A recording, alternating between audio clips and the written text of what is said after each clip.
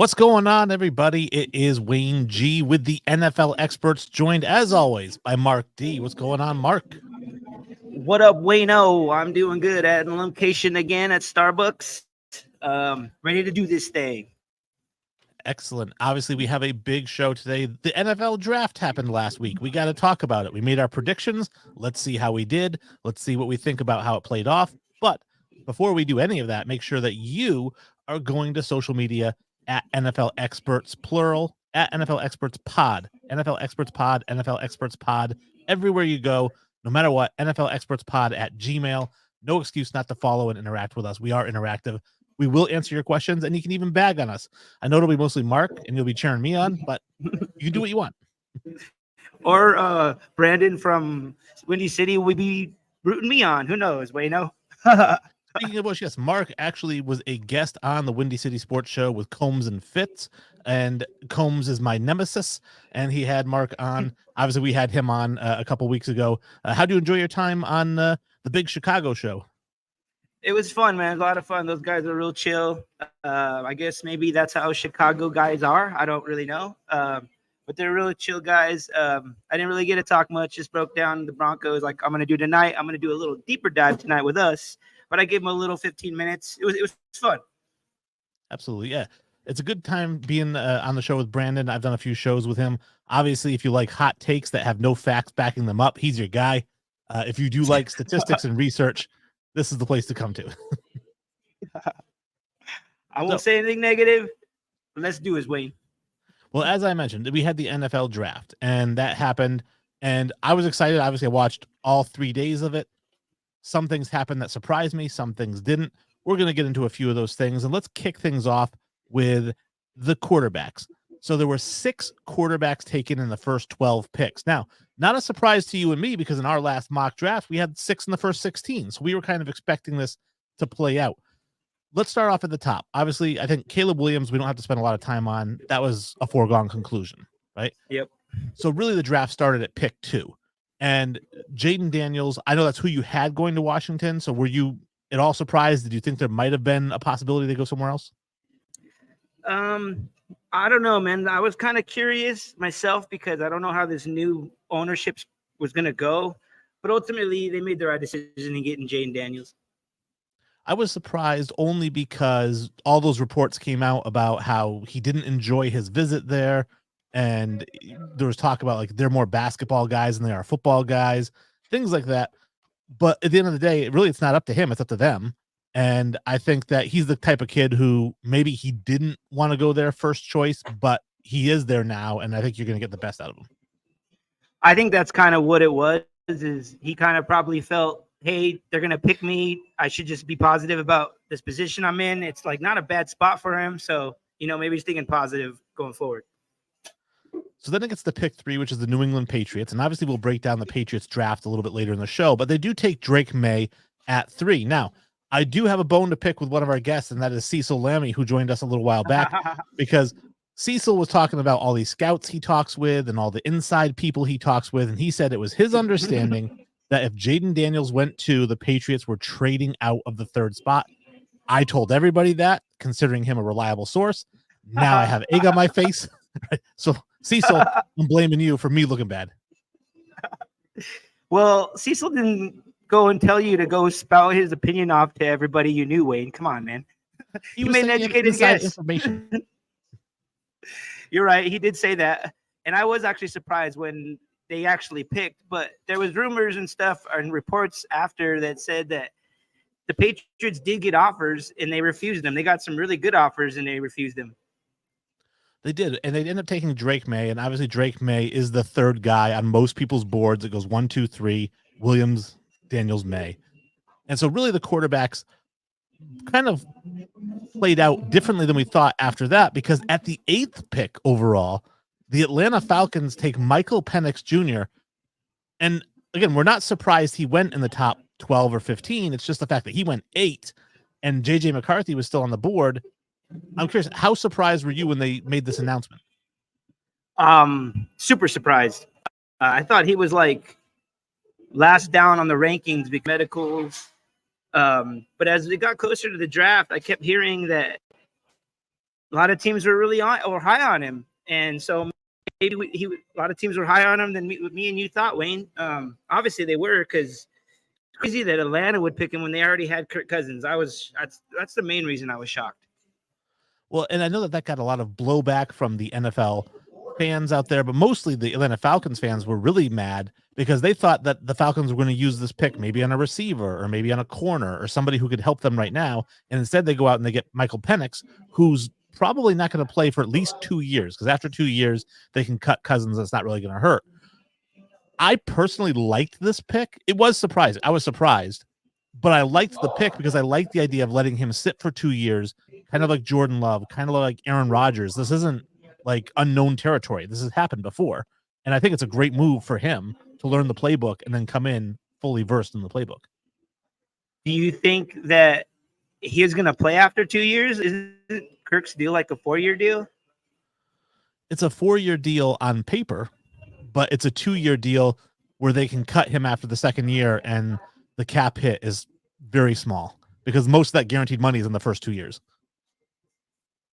Yeah, I'm in the majority of where the Falcons fans are. I think they should have drafted somebody. They could have had a Dunze for Cousins. If they're really going to try to win now, that would have been the route to go.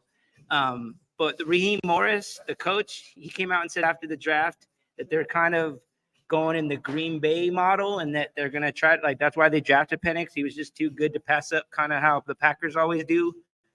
But my kind of refute to that is that Packers are the only ones that have ever been successful doing that. Like, no other team has really, they've tried it, but no other team has succeeded like they have. So it's kind of foolish to come out and say that, oh, we're going to come out and do what they do. I like the strategy. Now, obviously, there are a lot of teams who have sat their quarterback for the full first year of his rookie deal. Mahomes sat for a year behind Alex Smith. Michael Vick sat for a year behind Matt Schaub, right? I mean, a lot of these guys sit for a year, and then they start. I mean, Jalen Hurts, I think, sat for a year and then got to play. It happens. It helps them learn the playbook so that when they do get rolled out there, a lot of these rookie quarterbacks, they can't learn the whole playbook that fast. And so you roll them out there with an abbreviated playbook going up against top-level defenses, game planning for rookies who they know only can run 20 plays, and that's it. Now you get a guy who has a full season, nay, 2 full seasons to learn the entire playbook. When he actually gets out there, they don't have to hold back. You know, I know that Green Bay did with Jordan Love, we talked about early in the year, they kind of cut it back a little bit. But once they took the floaties off or the training wheels off, Jordan Love lit it up. And I think we can expect the same from Michael Penix. Well, I know that's what they're hoping for. So, like, all the power to them. If it works out, cool, but I don't know. Like, I just have a different opinion on it. Yeah, for sure. I mean, a lot of people didn't understand it and didn't like it. Like I said, I liked it because I liked the idea of him being able to sit, especially behind Kirk Cousins. We talk about game managers. He is the quintessential game manager. You can learn a lot from Cousins. And I don't know if he's going to be a mentor. I don't think he has any interest in that. And we're going to get into his reaction to the pick in our 2-minute warning. But I do like it, and I think that, here's the way I look at it. If Michael Penix was the second-rated quarterback on their board, which they say he was, they said, Caleb Williams, Michael Penix, and you look at next year's draft, obviously you got Shadur Sanders in there, a couple other guys, Quinn Ewers, maybe Arch Manning the year after that, but you're looking down the road and you say, listen, Michael Penix is the best prospect that we're going to get in the next 2 or 3 years, and we're not going to have Cousins in 2 years. Like, why not get him now? And then rather than 2 years from now being like, man, I wish we had Michael Penix. No, that's a good thought. Like, that's what they're banking on. And I said for them, I really hope it does work out, because most teams don't get lucky like that, so they do need that, man. Their franchise has been sad for a long time. So I hope it works out.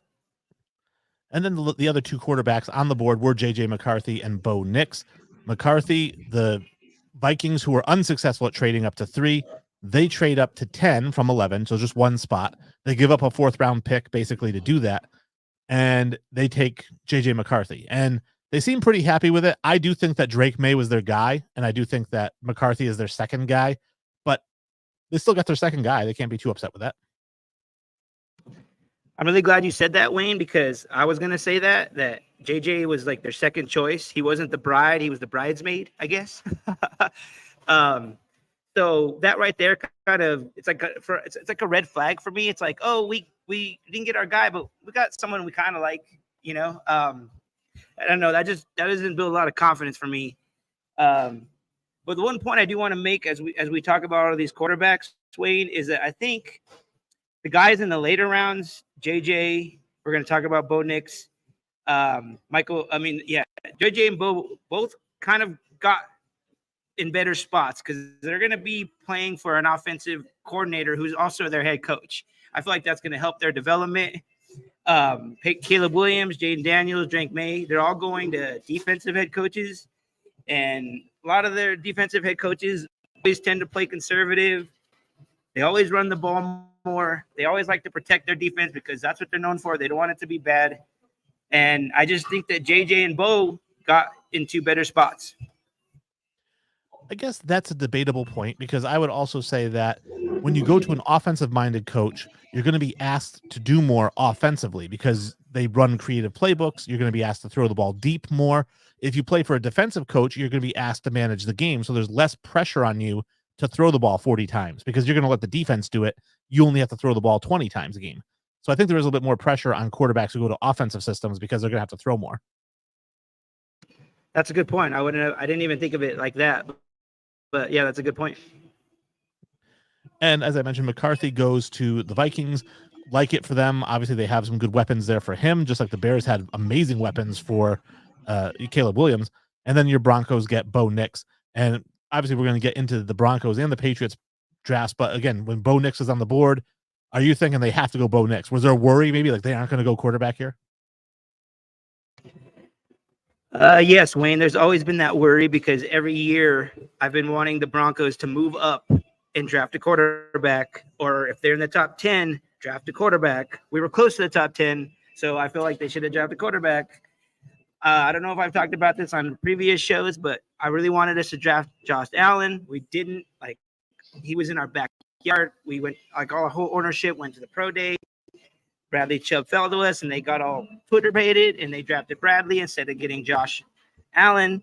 So I feel like this is a big swing for them because they never really took a big swing like this before with Elway as the GM. Now Peyton are running things, and they're starting a new regime, and I like it because this is what I've always wanted the Broncos to do. All right. Well, it's a perfect segue into the Broncos. We're going to talk a little bit about our teams. How did you feel about the Broncos draft as a whole? I thought we filled a lot of needs, and with some decent players. I thought us getting Troy Franklin in the fourth, him falling to us, was awesome. I would have never thought that was going to happen, but I guess a lot of teams felt that he was a little small in his stature, and I also heard that he's not like super into football, so I think a lot of teams weren't really into that. But Sean Payton saw something in him and really wanted him and traded some assets and moved up when we got him. So now we got him to pair with Bo Nix, which I think is really cool. We picked up Jonah Ellis, edge guy from Utah in the third, I thought was really good. What is my notes on him?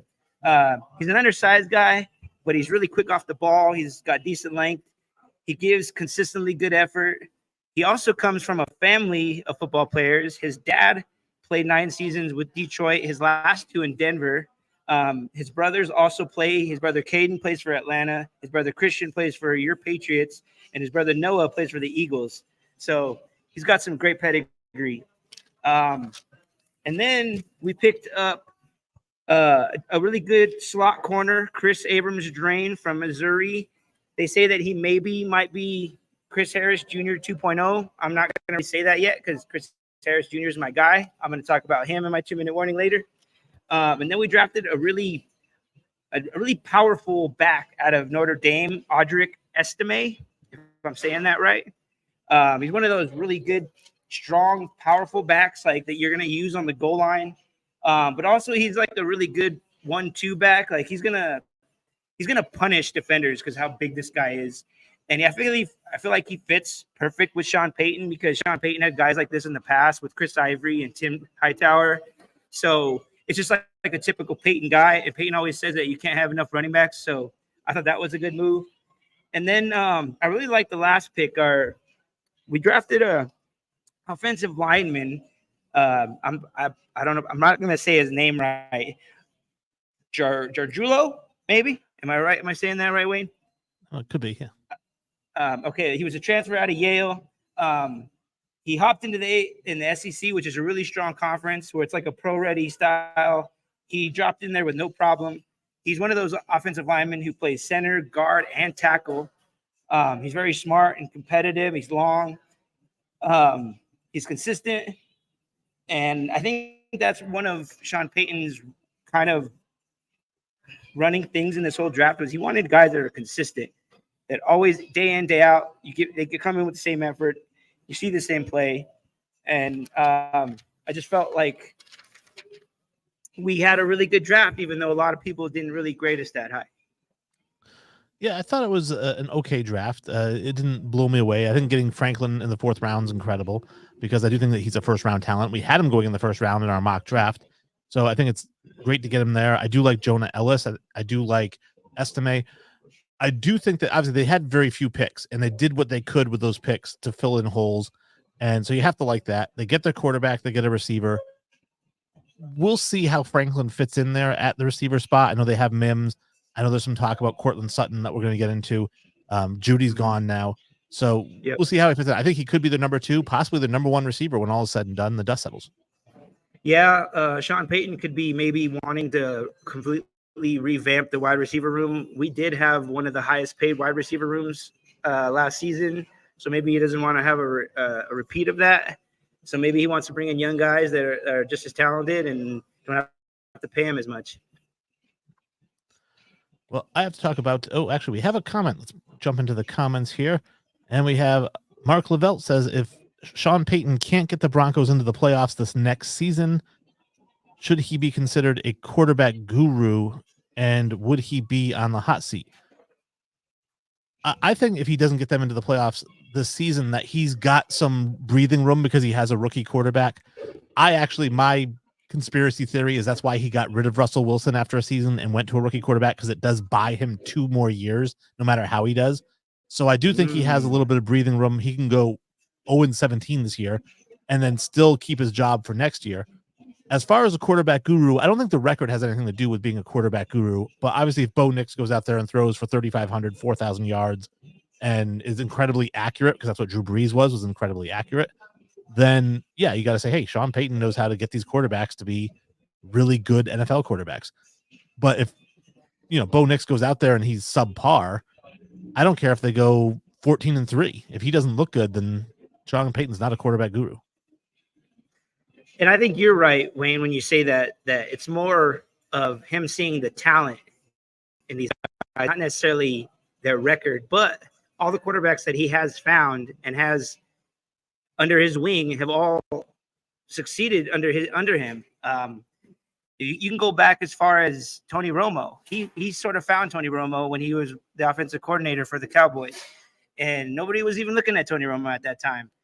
And then the years when Brees wasn't there, he made Jameis Winston work. He made Taysom Hill work. He made I can't even think of all their guys. Teddy Bridgewater. He made all those guys work in his offense. They all worked. So he's got an eye for the talent, and that's what gives me the most confidence, is that he got his guy that he thinks is his guy. So that's what as Bronco country, that's all we can ask for. Okay. Well, the New England Patriots, talking about them, obviously got Drake May. We talked about that. I wasn't blown away with the pick. It is what it is. He was the best quarterback on the board. Fine. Again, my socks are still on. They didn't go. This is where I didn't like what they did. They get Jalen Polk with their 2nd round pick at wide receiver. And then in the 3rd round, they get Caden Wallace at tackle. And I felt like tackle was a bigger need than wide receiver, and they should have addressed that in the 2nd round. Patrick Paul was still on the board. Dominic Pooney was still on the board. Samatea was still on the board. So to me, I feel like they should have gotten one of those guys, and instead they had to settle for Kalen Wallace. And then they get Jalen Polk at the beginning of the 2nd round. Mitchell was still on the board. Coleman was still on the board, right? I mean, Polk was like the 4th or 5th best receiver on the board. I didn't like it at all in terms of the first 3 picks. I really felt like they should have gone quarterback, tackle, then receiver. And guess what? Jalen Polk probably would have been there in round 3. I would agree. That was kind of a reach for them. Like you said, Adonai Mitchell was still on the board. Keon Coleman was still on the board. Both those guys, I think, would have been better fits for the Patriots. So, yeah, I totally agree with you on that one, Wayne. And then when we get into the later rounds, they had Layden Robinson, the guard. They get him, I think, in the 4th round. I actually like that pick. I don't like their guards. I don't like Cole Strange. I don't think that he should have been picked way back when. I don't love Michael Nwinu at tackle. I think he should be a guard, but we'll see what they do with that. But I do like Layden Robinson. He could be a starting guard by the end of the season. Javon Baker, favorite pick of all of them. Javon Baker, wide receiver out of Central Florida. I think he'll be better than Polk. He's actually going to be, I think, their number 1 receiver when all is said and done. And then they get Joe Milton, Bazooka Joe, in round 6, I think. And I think, hey, why not? Wouldn't it be a great story if Joe Milton became the Patriots starting quarterback over Drake May, let's say 2 years from now, and just leads the Patriots onto another dynasty? So you think it might be a repeat of Washington, the year they drafted RG3 and Kirk Cousins? Potentially. I mean, Cousins was a 4th round pick, not a 6th. And Milton does have a lot of development to go. He throws really hard, but that's pretty much, he's got a fastball and that's it. So it's like when you draft a high school kid who throws 102. Yeah, he's a great prospect if you can teach him a curveball and a slider and a changeup. But the question is, can you? And so can Milton learn those things? If Milton learns how to put touch on the ball and learns timing routes, I think the sky's the limit for him. He's already said he won't play tight end. That's not even in the cards. Don't even talk to me about it. Good for him, man. I'm glad that he said that, because if Bill was still there, he'd probably get him be playing some of the position. You know that. He's big, but I don't know. I think you got a guy with an arm like that, you leave him at quarterback. And then their last pick was Jaheim Bell from Florida State. Again, I like it. Tight end. Patriots are famous for developing tight ends. They've already got Hunter Henry there. They did really well. Pharaoh Brown played really well last year, got himself a big contract. So I like Bell. I liked pretty much all of their picks. I just didn't like the receiver tackle as opposed to tackle receiver. Yeah, I'm with you on that. They could have got the tackle they wanted and still got a good wide receiver, like they did in Javon Baker. So totally agree, Wade. Now, Mark Lavelle asks, what position did New England miss on with this year's draft? Well, like I said, I think that they missed at tackle and they missed at wide receiver because of the fact that they took them in the wrong order. I think that they could have gotten the same wide receiver that they wanted. They could have gotten in round 3, but they could have ended up with an all-pro tackle, which they really need. So that's what I think they missed on. I also think that they didn't really address cornerback. And I feel like, Jonathan Jones is in the last year of his deal. We don't know how Marcus Jones is going to come back from injury. So they've got Christian Gonzalez, and that's pretty much it. I would have loved if they grabbed Cooper DeJean when he was still there in the 2nd round. Now, yeah, sorry, go ahead, Wayne. Oh, no, I'm just going to segue into our next segment unless you have something final. No, go ahead. Nope. So obviously we talked about Javon Baker. Let's talk about our 5 favorite players. A few episodes ago, we had Sully on, and it was me, Mark, and Sully picked 5 of our favorite players in the draft and why we liked them. And we want to see, where did they end up going? Did they all get drafted? Did any of them go undrafted? So let's talk a little bit about them. Obviously, my favorite player in the draft, I said it like 6 times leading into the draft, is Braylon Allen, the running back out of Wisconsin. He ends up with the crappy New York Jets, but I think he's going to be a good change of pace back. He's the power guy. Breece Hall's going to be the speed guy. I think he's going to do really well with the Jets. When I saw that, I was like, oh man, Wayne's not going to be happy about where he's at. Okay, so my first one was Quinyon Mitchell, which he did fall a little farther than I thought. And once again, Philly got lucky again, and they got Quinyon Mitchell. They also got Cooper DeJean later in the 2nd round. So they got both these young guys to pair together. I don't know how Roseman keeps doing it, Wayne. I don't know. He definitely hit gold by getting DeJean in the 2nd round. Another guy who was predicted possibly top 15, maybe to the Colts, and he ends up down the 2nd round. So they get Quinyon Mitchell. They didn't have to trade up either. They got him at 22, and then they get Cooper DeJean in the 2nd round. Those are your 2 starting corners going into next year. Yeah, like I said, really good young talent. I then had Javon Baker. Obviously, I just mentioned he went to the New England Patriots. I think he's going to be their wide receiver number 1 when all is said and done. He's going to be a guy who going forward is going to be pretty much a guy you can count on to get 85 catches every year. He's a really good receiver, so I'm happy that he ended up with the Patriots. My next pick is also went to your Patriots, Jalen Polk, and he's going to be a good wide receiver for your room, just like you were saying, man. One of the guys I really liked went to the LA Chargers, and that is Justin Aboigbe from Alabama. I said, this guy's just an absolute monster on the defensive line. I think you're going to hate playing against him in that conference, especially with a rookie quarterback, because he's going to be crushing people in the center. He's going to pull attention away from Joey Bosa and Khalil Mack, and it's going to be Sack City over there in Chargerville.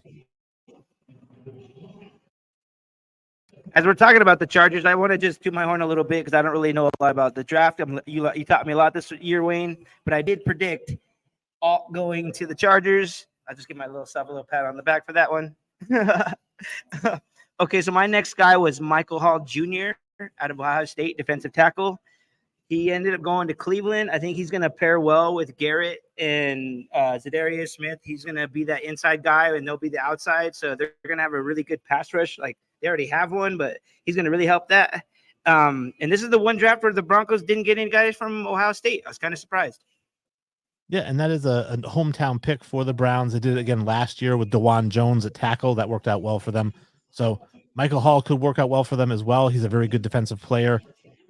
They pull up a comment here. Mark Lavelt does chime in and say, how early will Baker be catching game balls from May? That's a good question, and it's not going to have anything to do with Baker, because I think Baker's going to be probably their wide receiver 2, maybe wide receiver 3 going into the season. The question is May going to be quarterback 1? I don't think he will. I think Jacoby Brissett's going to start the season at the quarterback position. Maybe even Bailey Zappi. We'll see what happens in spring training, but I don't think that May is going to start until probably week 8 or 9. And then let's see, I have Elijah Jones, my cornerback out of BC. I would have loved him to go to the Patriots, but he goes to the Arizona Cardinals. The Cardinals actually got him and Max Melton. Those were the 2 corners they chose. He's going to start right away. He's going to be a force to be reckoned with. This guy just knows where the ball is going to be. Do not be surprised if he's the next Trayvon Diggs, the guy who gets like 7-8 picks a year, because he is a ball hawk. He's always around the ball. I trust your opinion, Wayne. I haven't really seen any footage on that guy, but they definitely need some corner help. So you're right about that. My next pick was tight end Ben Sano. I kind of really wanted the Broncos to draft this guy. We didn't. He ends up going to Washington Commanders. I'm kind of sad about this pick. When he went off the board, I was just one of those ones, Wayne, where I was like, damn, wanted that guy. And we didn't get him. But it's good for Washington because they pretty much revamped their whole offense. You know, they brought in new wide receivers, new running backs. So it's might as well bring in a rookie tight end to help go with this new culture. Yeah, absolutely. And I understand what you're saying too, because when I watch the draft, there's certain guys that I like we talk about. And when it's getting close to the Patriots pick, I'm like, okay, he's still on the board. He's still on the board. Don't pick him. Mm-hmm. and then either somebody takes him right away, or that he is there and like, oh, he's there for the Patriots, and they take somebody else. Yeah, I had the disappointment of, damn, the Washington got him, because we were coming up in our pick too, and there's the same scenario. And then the last guy I had on my list was Mason Smith, defensive tackle out of LSU. This guy's an absolute monster. He goes to the Jacksonville Jaguars. We had had them mocking Byron Murphy in round 1. Instead, in round 1, they go and they get Brian Thomas Jr. at receiver, which great move if you want to develop your young quarterback, get him some weapons. But then they do get Mason Smith later on. I think he's day 1 starter. My last one was Zach Frazier, center. He ended up going to Pitt. I think this was a really good move for them. They pretty much kind of rebuilt their offensive line by getting him and Fatanu. They're going to be one of the teams that we're going to talk about later as our favorite draft classes. So yeah, I thought this was a typical Pittsburgh pick, revamp the O-line, but I'm just going to throw this out there that the O-line's not going to look that great because Russell Wilson's going to still run into sacks. Sorry, Pittsburgh. Well, that's Justin Fields starting. He'll run into sacks too. So either way, they're not going to look good. And then we got to talk about some guys who went up a lot higher than we thought they were, guys who didn't go as high as we thought they would. some of the biggest reaches in this draft. I have two guys that I have as the biggest reaches. One of them, not as much as the other one, but I hated it. I've been saying it for weeks. I'm going to say it again. I know Xavier it's coming. Worthy. It's coming, Wayne. Xavier Worthy to the Kansas City it. Chiefs did not belong in the first round. Everyone talking about how, they got the next Tyreek Hill. No, they did not. They got Tyreek Hill minus 60 pounds. The guy's fast. He doesn't have the greatest hands. Maybe he does well with Patrick Mahomes. I just didn't like it. And to give you an example of what I'm talking about, Pro Football Focus had him 69th on their big board. He went 28th. That's a 41 spot difference of where he was projected and where he went. Huge reach. Hated Xavier Worthy. When this pick went up, Wayne, I thought of you. I literally laughed just like I just laughed now because I was like, oh, he's not going to like this. He went in the first round just like he didn't want it to happen. It happened. Of course, the typical Chiefs. Trying to think this guy's Tyreek Hill Jr. I hope it doesn't work out for them. I'm sure you do. And then just the second guy that I had here, really probably a bigger reach, is the Patriots taking Caden Wallace at tackle in round 3. They took him 68th overall. His PFF rank, 142. That's a 74 spot difference from where they took him. Because not only did they wait to take a tackle, they took like the 6th best tackle on the board when they did pick up a tackle. I agree with you, Wayne. Totally, completely agree. Okay, I was gonna say Worthy as my biggest reach, but I knew you were gonna say him, so I'm like, I just completely stayed away from that. I texted you about it, actually. I was really surprised with Ricky Pearsall for the 49ers. I thought they were going to go some other position, maybe tackle, maybe edge. Getting a guy they could have got in the late in the second round, third round, you pick him in the 31st pick. It didn't make no sense. Well, I'll defend them taking Pearsall only because he's one of the guys I looked at where he was drafted versus the PFF big board ranking. And the PFF big board ranking, I think, had him 41 or 42, and he went, 31. So he only went like 10 or 11 spots ahead of where he was projected. So when you think about it, the 49ers weren't going to pick again until the 60s.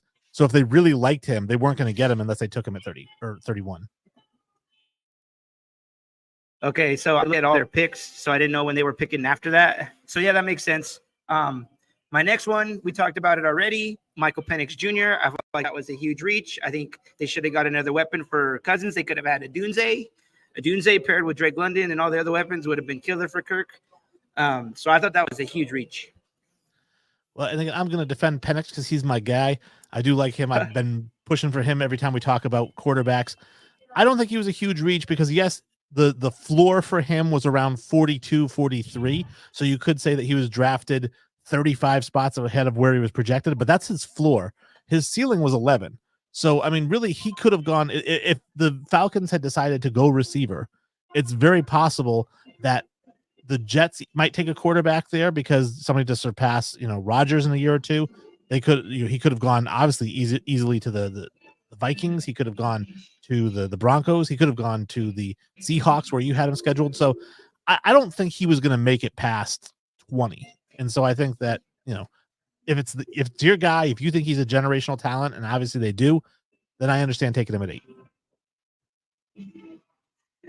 Okay, so what was the next one, Wayne? Biggest steal. Okay, I'll go first this time. Okay. I have two also for this one. Mine are a couple of centers, which is surprising for me. So now that I'm into draft stuff, Wayne, I'm into centers. Who would have thought? I think, even though I hate this team, the Raiders got Jackson Powers Johnson, which I thought was a steal getting in the second round. They need to build their line. They need to build everything on that team, I'm sure. So I thought that was a really big steal. And my other one was the center. My favorite guy, Zach Frazier, going to Pitt. Like I said, rebuilding the line.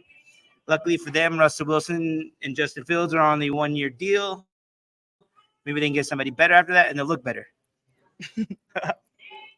Yeah, 2 really good picks, especially Jackson Powers Johnson, who, again, first-round pick potentially to Pittsburgh in the first round was some of the talk. So to get him in round 2 is great. Not so great if you are a Broncos fan because he did go to the Raiders, but good pick for the Raiders. My 2 big steals that I have, obviously one of them you're going to be familiar with, Troy Franklin, because Troy Franklin was drafted at 102. His PFF ranking was 29, so that's a 73 pick difference between the two. They got a huge steal there. And then the other one was the Baltimore Ravens get TJ Tampa at pick 130. His ranking was 51. So again, 79 difference. Basically, he should have gone 2 full rounds ahead of where he went. Yeah. Those are very, you know what, Wayne? I wish you would have told me about looking up the rankings of where they got drafted or where they actually were projected. I didn't do that. I should have done that. So I'm really glad that you put the numbers out there, because now I'm going to go and check that out. So yeah, the big steals. And then there were a couple of guys I wanted to throw out there. They weren't huge steals, but they did fall a little bit. Like you were saying with Jackson Powers, guys like Cooper DeJean, obviously falling into the second round was a big steal, I think. And then Jerzon Newton going to Washington in the second round was another guy who could have been a first round pick. So this draft was so deep. And I think I texted it to you as well during the draft. I said, how crazy is it when like every single round, it feels like teams are drafting Pro Bowlers. Like in the fifth round, we're like, oh, this guy's really good. This guy's really good. When you told me that, Wayne, I don't really have anything else to base off of. This is my first year of like doing my deep dive and studying everything. So I kind of got spoiled right off the bat. Like I like next year I'm going to be like, where's all the players at, man? Yeah, it's like 12 picks deep. And then after that, it's a snooze fest. Yeah. All right. So those were the kind of the biggest reaches and the biggest fallers. And, wait, I had one more. Sorry, my fault. Brendan Rice. I texted you about him. I haven't really seen a lot of his college tape. But I don't feel like he's a terrible wide receiver. So for him to go like in the 7th round kind of surprised me. I think he's going to a good place though, in the Chargers with Jim Harbaugh. I feel like Jim Harbaugh is going to be a really good coach for them, even though they're in my division. So I think they got to steal with that. I think he's a great player. Well, I say he's a good player who could be great. He's not incredibly fast. He's not incredibly big. He does have a lot of work. Obviously, he has great pedigree where he's coming from. So I was surprised that San Francisco didn't make a play for him, especially if they were looking in the wide receiver market. Not necessarily in round 1, but maybe they could have looked in round 6 or so. Right. But, I thought if he didn't go to the 49ers, actually the Chargers were the team I thought he was going to go to most likely. And then the Rams. I was thinking LA, California. He wasn't going to get out of California. Yeah, I kind of thought LA also. All right. And then when we talk about the best teams, who had the best draft, who had the worst draft, we'll start with the best. You said you have 3 teams. I have 3 teams. If you want, we can go one at a time. I'll give you my third team, my number 3 team, the LA Rams. I just mentioned them. The Rams were, to me, they filled Jared Verse, Braden Fisk, Brennan Jackson, and Tyler Davis. That's your front 4 for the next 5 years. That is a front 4 defensive starters right there, those 4 guys. And then they add Bo Limmer, the center. They got him in the 6th round, I think. And he's a starter. He's a day 1 starter they got in round 6. Cameron Kitchens, the safety, another starter. Blake Corum, we talked about, Brandon saying he was going to go in the 1st round. This is why you don't listen to Brandon. He went in the 3rd round, which is where we said he was going to go. But it's a good spot for him in the Rams. They already have Kerryon Williams as their starter. Corum's going to be like that change of pace guy. Overall, the Rams loaded up. I thought they did a really good job. And like I said, especially on defense where they got their front 4. Yeah, I thought, dude, Sean McVay, like we were talking about last episode, that guy knows his stuff, man. So I'm glad that you mentioned the Rams, because I can come out and say that I was completely wrong about my pick in the 1st round of them picking offense. The first 2 rounds they went defense. So I was really wrong, Wayne. So I will admit that I wasn't an expert on that one, but I can be wrong every so often. My best, okay, I'll go with like you did. I'll go my third best. I thought Philly was my 3rd best draft class. And the only reason I would rank them 3rd is because they basically traded away all their picks. But that's not necessarily a bad thing, because they have future picks and they still drafted some players that will fill needs that will still help them. So in some ways it might look bad, but in some ways it's good. But that's why I picked Philly as my 3rd best draft class. And it's not a bad draft class. I think Philly was one of the teams I had initially. When I told you I was putting down the teams, and I had like 12 teams I started with, I whittled it down to 5. I would say that they got into the top 5, mainly from the 2 corners they got in the first 2 rounds. I mean, that right there put them way up.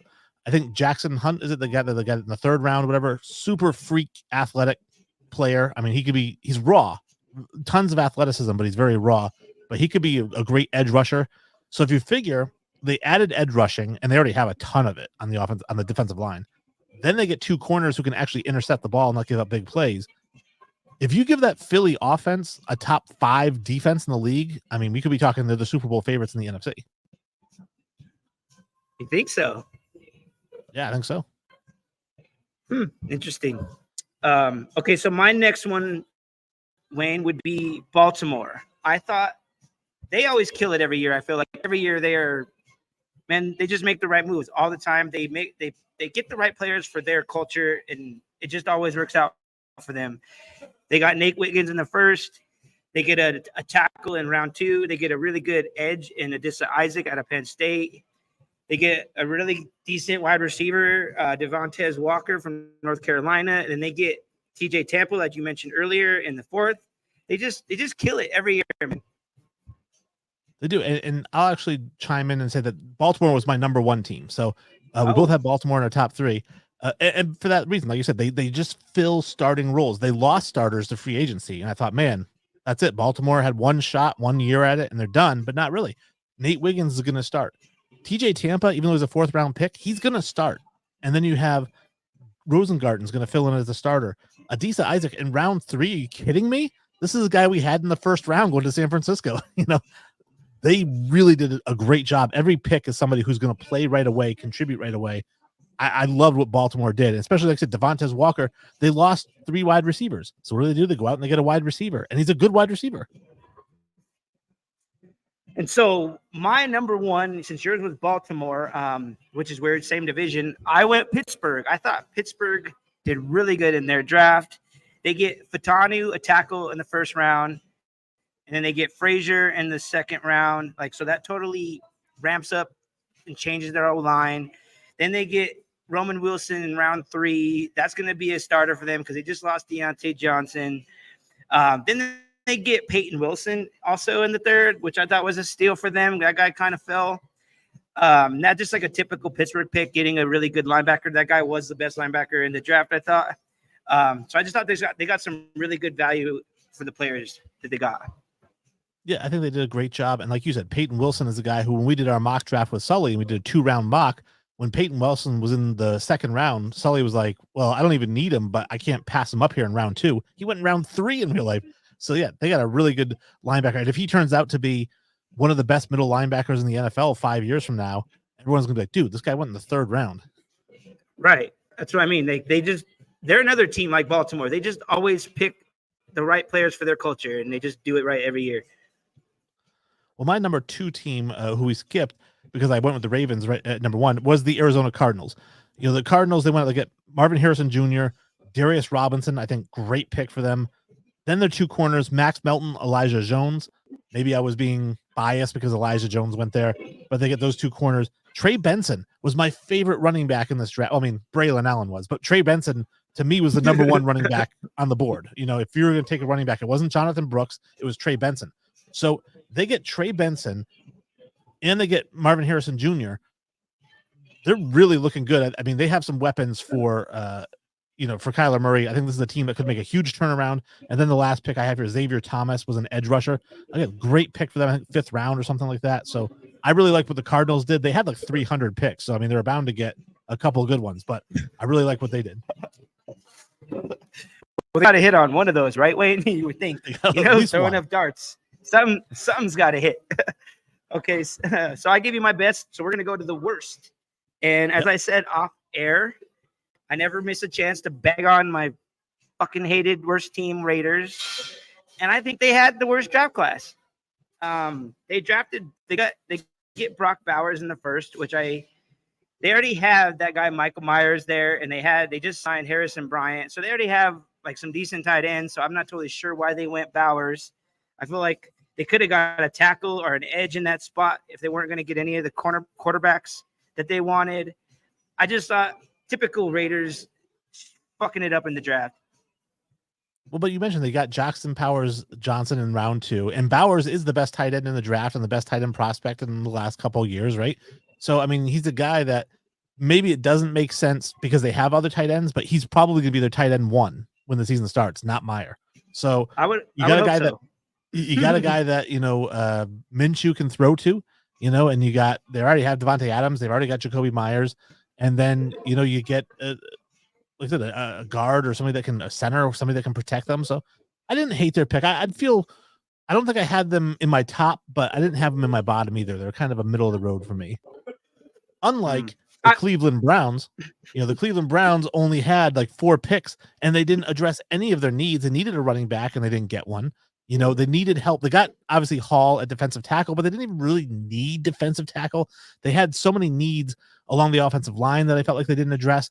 They had 4 picks to get it right, and they didn't get it right really with any of them, in my opinion. I didn't realize that they didn't hit any of their needs, Wayne. Man, there's so many teams to cover. It's hard to watch all these draft picks and where they fall on everyone. I don't know how you do it, Wayne. No, it's a lot of information. Okay, so my next worst team would be, I thought, was the 49ers. I already talked about them. I thought Pearsall wasn't a great number 1 pick. And then they don't even dress. I thought they'd go tackle or edge in the next round. They don't. They go a corner. Then they finally, in the 3rd round, they finally do draft an offensive lineman in Puny, which I thought was a good pick. But overall, I just didn't think it was a good draft class. Well, and my next team was the Atlanta Falcons, and not because of Michael Penix, because I did like that pick. I said that earlier, but their number 1 need going into this draft, or their top needs: edge rusher, cornerback, wide receiver. What did they not draft? Edge rusher, cornerback, wide receiver. They got a quarterback and they got some other positions, but I just felt like, again, their biggest needs they didn't even touch on. So for me, those are my 2 Fs: Cleveland and Atlanta. I would agree on Atlanta. Yeah. So yeah, mine Raiders, Niners, F. And then obviously we have our 2-minute warning. We're getting into it a little bit early, but we've got 3 of them. You've got 2, I've got 1. So I'll let you go, then I'll go, then you go. All righty. My 2-minute warning. We haven't done these in a couple weeks, it seems like, Wayne. Let's get back into it. Okay. So my first 2-minute warning is all the drama surrounding Courtland Sutton. Over the weekend, any football fan knows that follows Twitter would have seen that Pittsburgh is going to make a deal. They're going to make a trade for some wide receiver. And everyone kept saying, oh, it's going to be Courtland Sutton. And honestly, it's like, fine. If it is Courtland, cool. But then Mike Klis came out and said, no, it's not Courtland. He's in good standing. Then I read another article that said, no, touche to that, he's actually not in good standing. So who knows what to believe. He wants more money. They said that he's only got $2 million guaranteed this year, so he wants more guaranteed money, which I think that he had a pretty good season last year, but I don't think he's deserving of more millions. Maybe a few more. But I don't know how much he's asking for. Everybody keeps saying AJ Brown has 2 more years left on his deal, just like Courtland does. So, and he just got an extension. But I'm sorry, Courtland Sutton is not fucking AJ Brown. I'm sorry, he's not even the caliber of AJ Brown. So for Carton to think that he deserves that kind of money is stupid, and he doesn't deserve it. He needs to show me another year like what he did last year in this offense, and maybe we'll talk. And maybe that's what the Broncos are thinking. Okay, and so my last little bit of my 2-minute warning. My favorite Bronco of all time, Chris Harris Jr., number 25, creator of the no-fly zone, Super Bowl 50 champ, retired this weekend. And I just want to give him a shout out because that was my guy.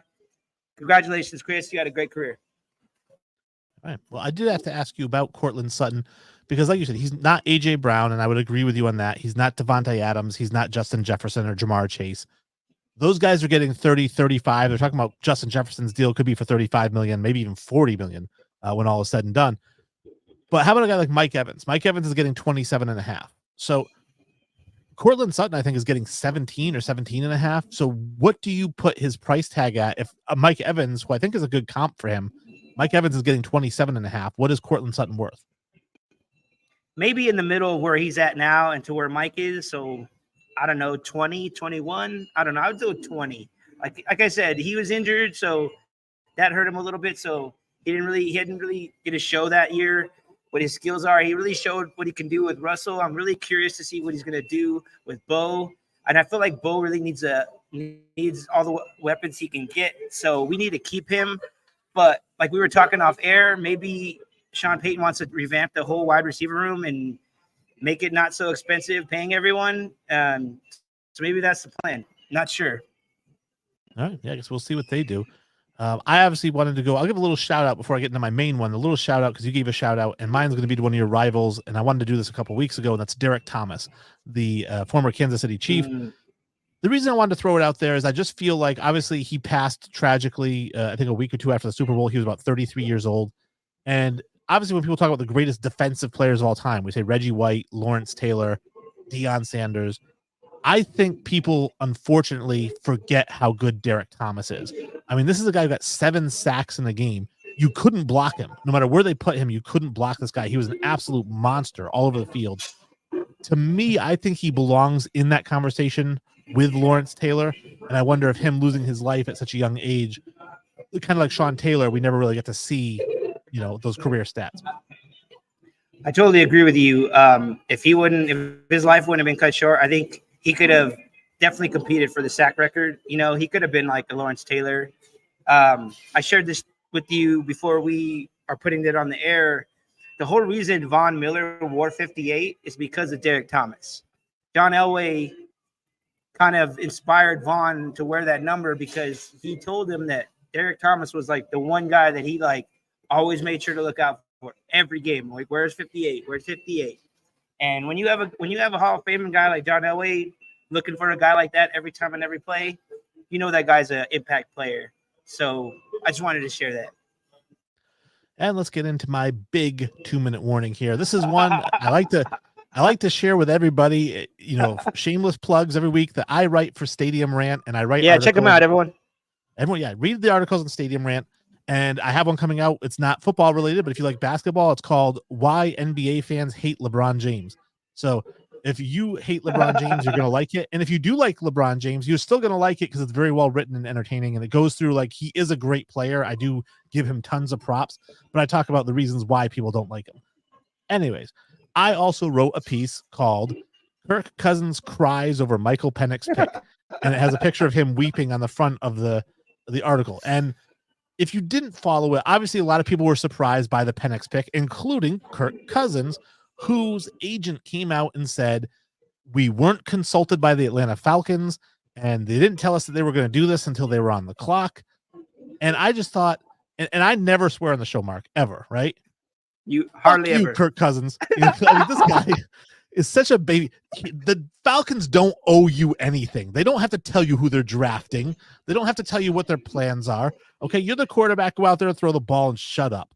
All right, because I can assure you that DJ Moore and Keenan Allen weren't consulted about the Bears taking Rome Odunze. Okay, they weren't called up like, hey, is it okay if we do this? Shut up, Kirk Cousins. You got $180 million. 100 of it is guaranteed. You're going to be the starter for the next 2 years because of that money. Shut up, mentor the kid, and get out of our lives. I love it, Wayne. I'm with you, man. This kind of just sounded like Aaron Rodgers all over again, Wayne. Oh, I wasn't consulted. Oh, they drafted a quarterback. Like you said, who fucking cares? Like, nobody cares. And who knows if even Kirk Cousins is going to come back the same after this Achilles, dude. He might not come back the same. So they're looking out for themselves as an organization. Like, he maybe should think about that. But maybe he's all sad because, oh, I'm going to retire here, blah, blah, blah. Maybe it really showed him that he ain't got much time left.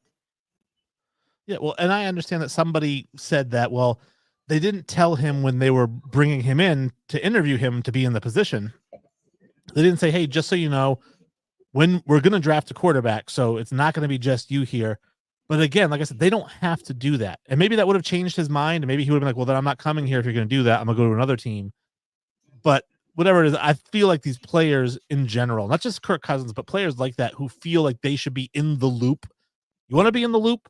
Go be the GM. Take off the helmet and go be the GM. Then you're in the loop. All right. But otherwise, shut up. And I hate to say shut up and dribble. I really do. But shut up and throw the ball. Yes, I'm in totally agreement. Shut up and throw the ball.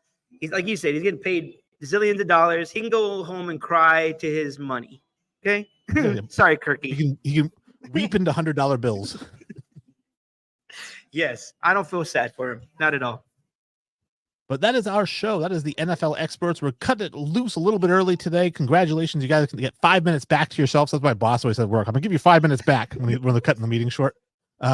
Right. Like that's time's ever going to come back to me. Yeah, thanks, Santa Claus. Just put it in my stocking. Yeah. No, I'm very happy that the way the show went. I was excited for the draft. I was excited to talk about the draft. Obviously, we got some slow weeks coming up. We're going to try to bring some guests on here maybe to kind of spice things up a little bit. So definitely look out for that and follow us on social media at NFL Experts Pod. Let us know what you want. If you say, hey, we want you guys to talk about your favorite color cleats. Okay. Whatever you guys want. You're the listeners. So let us know. All right, Wayno, I have an idea. In 2 weeks, we're going to be having it hasn't been fully discussed yet, but I'd like the NFL experts to do a whole show about the NFL schedule release. It's the one time a year where every team releases, everybody knows who they're playing, but when this schedule release comes out, it's what time of year you're playing, what primetime games you're going to be on. And any fans out there that want us to discuss their schedule, put it out there, put it on a comment, and we'll discuss it because we need some teams to talk about. We always talk about Patriots, Broncos, but any other team, we'll be full free to talk about them also. That's right. Even the Raiders. Even the goddamn Raiders. All right, we'll get one more comment to Party on, Wayne. Before we go. Your boy Mark Lavelle says, good show, boys. Thank you, Mark. We appreciate you chiming in and watching the show and sending us some thoughts and questions. Would definitely love the interaction. All right, party on.